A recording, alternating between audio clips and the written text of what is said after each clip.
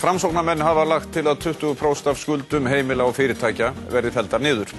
Margir segja þessar tillögur óráð, en nú hefur Framsóknarmönnum bæst liðsauki í Tryggva Þór Herbertssyni sem tekur undir þeirra sjónarmið, en Tryggvi hagfræðingur og frambjóðandi Sjálfstæðisflokksins. Við ræðum þetta mál við Tryggva og einnig Sigríði Ingibjörgu Ingadóttur, hagfræðing og frambjóðanda Samfylkingarinnar, sem ekki hrifin af þessum hugmyndum. Það hefur mikið verið kallað eftir róttækum aðgerðum fyrir heimilin og fyrirtækin í landinu. Framsóknarmenn lögðu fram tillögur nýverið að 20% af skuldum heimila og fyrirtækja yrðu felldar niður og hafa þær víða verið harðlega gagnrýndar þessar tillögur. Tryggvi Þór Herbertsson, hagfræðingur og frambjóðandi Sjálfstæðisflokksins, vill fara sömu leið og Framsókn, en hann kynnti útfærslu sína í dag. En að auki vill hann að allir vextir og verðbætur af íbúðarhúsnæði dragist frá skatti. Hagfræðingurinn Sigríður Ingibjörg Ingadóttir, sem nú í framboði fyrir Samfylkinguna, ósammála þessum hugmyndum, því þær fella líka niður skuldir fólks sem ekki þarf á því að halda. Tryggvi og Sigríður Ingibjörg eru sest hjá Sigmari. Verið velkomin bæði tvö, til hamingju með árangurinn í prófkjörunum. Takk. Tryggvi, við skulum byrja eins og þér, svo þú útskýrir þetta. Þetta gengur út á það að nota þau afföll sem að verða á innlánunum sem voru í gömlu bankanum þegar þau farið yfir í nýju bankana. Það sem gerðist þegar að nýju banki var búin til við hliðina á gamla bankanum það að eignir eru færðar þangað yfir. Og þær eignir eru teknar og verðmetnar fyrir sumt borga 10%, annað 90% og svo framvegis. Og það talið að þetta geti numið alltaf 50% afskriftum, en svo talið samt ekki heilug í þessu öllu saman.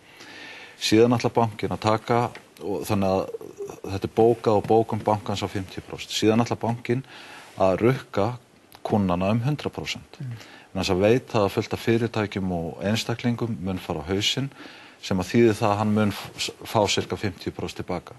Það sem ég að segja, af hverju rukkum við ekki fólkið og fyrirtækin 80%? Og í staðinn verða miklu fleiri sem ekki verða gjaldþrota og lifa af, og það verða fleiri sem að geta borgað, en að vísu lægri meðalgreiðslu, en banki fær bara svipað tilbaka. Þannig að aðgerðin útfærð á ekki þurfa að kosta neitt. Eina sem þú ert að gera, þú ert að bæta lánasafnið. Finnst þér þetta alveg gjörsamlega ómögulega til það? Já, ef að Tryggvi getur fært mjög góð rök fyrir því að þetta kosti ekki neitt, þá alveg sjálfsagt að skoða þá tillögu. En ég held að þessi húsnæðislán, það búið að meta ákveðnar afskriftir. Það mjög mismunandi eftir lánum. Á sumum það ekkert, á öðrum 50%, og að fara að teka einhverja meðaltalsprósentu og afskrifa lánfólks, þá verið að beina aðstoðinni þangað sem hann ekki þörf, á meðan að þú getur ekki tryggt að þú aðstoðir örugglega þá sem að verst standa. Ég væri algjörlega sátt við það ef einhver vildi taka 20% af skuldunum mínum. Ég þarf ekki á því að halda, á meðan að fjölskyldan í næsta húsi, þetta kannski spurning húsnæðisöryggi þeirra fjölskyldu, að það sé mun hærri afskriftir af þeirra lánum. Þetta eins og talað á mínu munni. En undirliggjandi forsendan í þessu hjá sessunöndum mínum að það þurfa að borga fyrir þetta. Það sem við erum að gera með þessu að bæta lánasafnið. Og ef við ekki gerum það, að þá byrjar kerfið að hrynja innanfrá. Ef að þúsundir fjölskyldna, jafnvel 20.000 fjölskyldna missa húsnæði sitt, það fer á nauðungar upp og annað slíkt, að þá hrapar fasteignaverð og að fleiri dragast inn í hringrásina, inn í sogið, og smá saman þá erum við öll stödd á sama báti. Og málið það að vissulega munu einhverjir fá þarna sem ekki þarfnast þess. Væntanlega fullt af fólki. Fullt af fólki hjálpum við. En það verða líka eitthvað fólk sem að þessi aðgerð nægir ekki til. En að punkturinn sá að við höfum bara ekki efni á að spá í þetta akkurat núna. Við verðum að gera eitthvað svona róttæka aðgerð til þess að koma efnahagslífinu af stað. Og það á því græða allir. Já, en kaupir þú það ekki að þetta þurfi ekki að kosta neitt?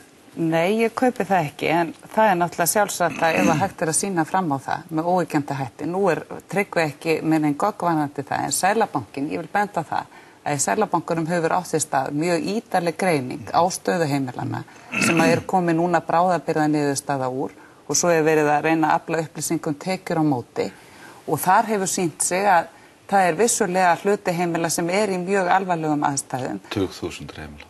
Já, en það samt það ekki þannig að það séu öll heimil í landinu. og þá náttúrulega þeir sem geta staðið við sína skuldbindingar gera það bara, en þeir sem í alvarlegum vandræðum, það eru mjög mismunandi ástæður, fólk getur verið átt við atvinnuleysi að stríða, það getur verið vegna erlendra lána og fleiri þátta og þá beitur að aðgerðum sem miða að því að leysa þau vandamál sem eru til staðar.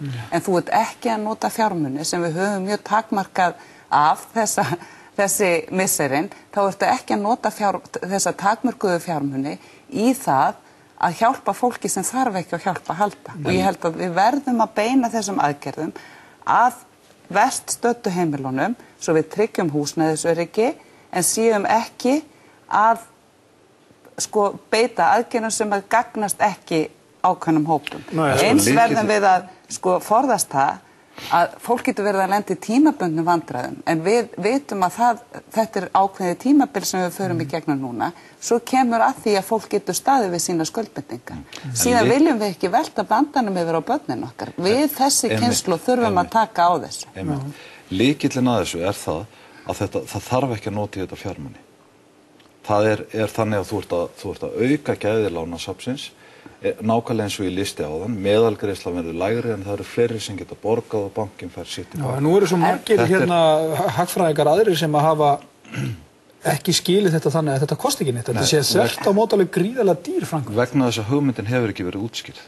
Hún hefur einfaldlega ekki verið útskýrð. Og það er eitt í þessu sem að Sigríður að segja, að við ætlum að taka þetta allt upp á 100.000 einstaklinga og afgreiða þá mál fyrir mál. Og þá tökum við 1 ár í það. Eða við getum fjölgað þjónustufulltrúanum í nokkuð þúsund. Málið það að það bara liggur svo mikið á að afgreiða málin núna til þess að koma efnahagslífinu af stað.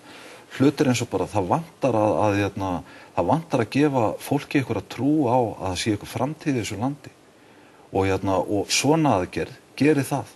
Já, hún ónættilega svolítið róttæk og fólk að kalla eftir því að það verði eitthvað mikið gert og það verður nú að segjast að það hefur nú kannski ekki mikið sérst að því hinga til. Þetta þó allavega eitthvað svar við því kallir þetta. Nei, en það náttúrulega mjög margt í vinslu hvað það var. Ég get komið aðeins inn á það. Ég held að það sem skapi fólki trú á framtíðina sé að það sé unnið af ábyrgð á þessum málum. Að það sé ekki verið að koma með skyndilausnir, heldur tekin ábyrg afstaða og reynt að greiða úr málum með ábyrgum hætti.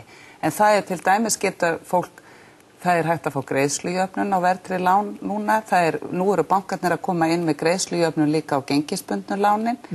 Það hægt að lengi lánum eða frista afborgunarhlutan og síðan frumvarp greiðsluaðlögun inn í þinginu núna og forsætisráðherra hefur lýst yfir að þingi verði ekki hleypt, það verði ekki slitið þingi fyrir búið að afgreiða þessi mál sem varða heimilin og í greiðsluaðlögunni þar gefst heimilunum sem eru allra verst stödd kostur á því, þar eru afskriftir inn í því úrræði. Fyrir þá sem áður að halda, en þetta eru ekki 100.000 heimili, þú getur ekki sýnt fram á það. Nei, ég var ekki að segja það 100.000 einstaklinga. Já, eða 100.000 einstaklinga, það ekki...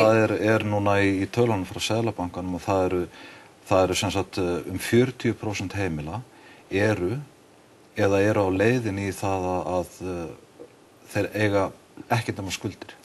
Já, en það 20% heimila. Málið það sem grundvallarforsendan í þessu og ég bara næði ekki, það mér lífsins ómögulegt að skilja út af hverju má ekki útskýra hugmyndina. Það mér lífsins þetta bara tekið út af borðinu. Málið það að fegurðin í þessu það að það búið að afskrifa þetta. Þetta var afskrifað þegar þetta var fært yfir og þú ert að dreifa því yfir landsmenn. Þetta leysir ekki öll vandamál, þetta ekki einhver endlausnung eða eitthvað svoleiðis. En þetta mjög virk aðgerð til þess að koma hlutunum á stað. Hvað segir við því sem að kannski svolítið til í að Tryggva það það að þetta minnst kosti mjög fljótvirk aðgerð. Já, hún mjög fljótvirk. Það þarf ekki að fara í gegnum hvert mál fyrir sig, hvert tilvik fyrir sig. Þarf hún ekki að vera besta aðferðin og ég vil líka segja það að kröfuhafar hafa samþykkt afskriftirnar eins og þeir eru núna. Það almennt ekki vilji eins og alþjóðastofnanir tala ekki fyrir svona almennum afskriftum. Ég ekki viss að alþjóðagjaldeyrissjóðurinn myndi skrifa undir þessa aðferðafræði. Þú eru þó að leiðrétta mig ef það rangt. Þeir hafa talað gegn svona almennum aðgerðum. Reyndar var þetta útskýrt fyrir þeim og þeir sögðu, jú, þetta gengur upp, þetta lítur mjög vel út og svo skipti maðurinn skoðun þegar hann kom fram fyrir sjónvarpsmyndavélar. Já, vegna þess að hann þorði ekki að taka ábyrgð. Ég náttúrulega talaði ekki við hann persónulega, ég hef bara heyrt þessa skoðun. Þá Alþjóðagjaldeyrissjóðurinn að taka undir þetta á lokuðum fundi en segir eitthvað annað út af við, það? Það var það sem að Flanagan sagði, hann tók undir þetta á lokuðum fundi. Varst þú á þeim fundi eða, veistu? Nei, ég hefði þetta eftir mjög áræðilegum heimildum. En þetta sko, í alþjóðasamfélaginu verið að taka, það talað almennt gegn svona almennum aðgerðum. Og við skulum líka... Við skulum leyfa henni að klára henni fyrir því. Já, og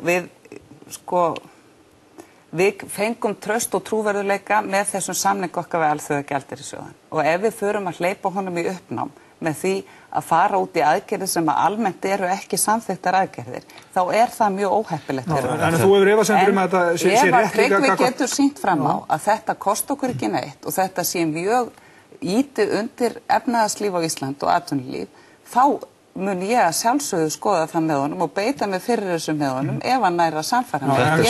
Þetta er svarið sem ég vildi fá. Já, en þú samfærir mig ekki akkurat núna, en ef þú getur sýnt mig fram á það með gögnum, þá skulum við bara leggjast yfir það. En þú hefur ákveðnar efasemdir þetta út frá því að gömlu kröfuhafarnir eða kröfuhafarnir inn í gömlu bankana séu búin að samþykkja þennan gjörning á okkur ákveðnum forsendum.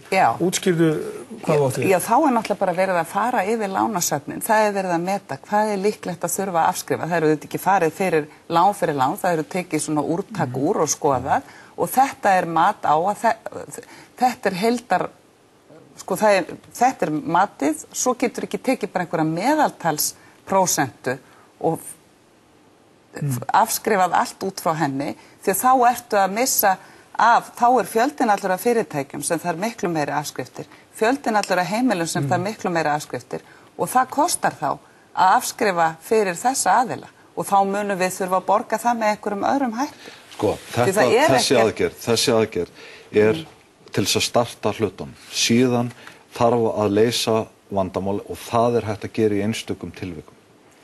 En við þú sagt að þessi 20% niðurfelling, hún dugar ekki fyrir alla, þannig að þú vilt þá gera meira fyrir þá sem að fá ekki alla sína lausn í þessu. Já, og það verður bara gert eftir hefðbundnum leiðum. Við verðum að átta okkur á því að við lifum... En þú telur þið hafa fjármuni til þess? Já, það eru bara hefðbundnar afskriftir sem þar komin. En við verðum að átta okkur á því að þetta eru mjög óvenjulegu tímar og sem að kalla á óvenjuleg ráð og að þetta sé ekki þekkt aðferð í alþjóðasamfélagi, svona hlutir hafa bara ekki gerst áður. Það hefur ekki tapast, svona það sem er kallað senior death, hefur ekki tapast í 70 ár. Þannig að þetta eru ráð sem að menn verða að skoða til þess að koma þjóðfélaginu aftur á stað. Vegna þess að það þýðir ekki að lengja í lánum úr 20 árum í 40 ár, þeir sem voru með 40 ára lán í 60 ár, að krumlan haldi utanum hann alveg onni í gröfina. Yfir gröf og dauða. Það verður að leysa vandamál fólks, annars verður engin fjárfesting hérna og það verður bara fólksflótti, engin hagvöxtur og það verður óbærilegt.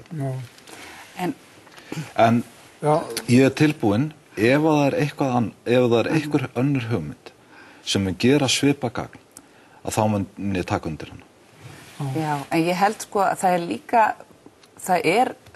ég held að það auki ekki endilega á framtíðartrú fólks þó þú tímabundið komir með, byggir upp óraunhæfa væntinga hjá heimilunum og farir út í hvatvísar aðgerðir. Ég ætla ekki að, og þannig að það þarf að taka ábyrgð á þessum hlutum. Og ég ekki gegn því að auka velsæld heimilana og mjög langt í frá. Nei, það er vantilega allir sammála markmið að efla hag heimilana. Ég held að við verðum að líta líka, þó að við þurfum að grípa til róttækra aðgerða, þá verðum við líka að líta til lengri tíma. Það það sem ég að gera. Við erum í ákveðnu vanda og við verðum að taka ábyrgð á honum. Annars erum við að velta vandanum yfir á börnina. En hvað segirum? Tíminn er búinn, Tryggvi, ég verði eiginlega að stoppa okkur hérna. Við eigum afhælítið eftir að ræða meira skuldir heimilana, hvort sem þær eru felldar niður í þessum mæli eða með einhverjum öðrum hætti. En ég þakka ykkur báðum kærlega fyrir komuna. Takk sömuleiðis.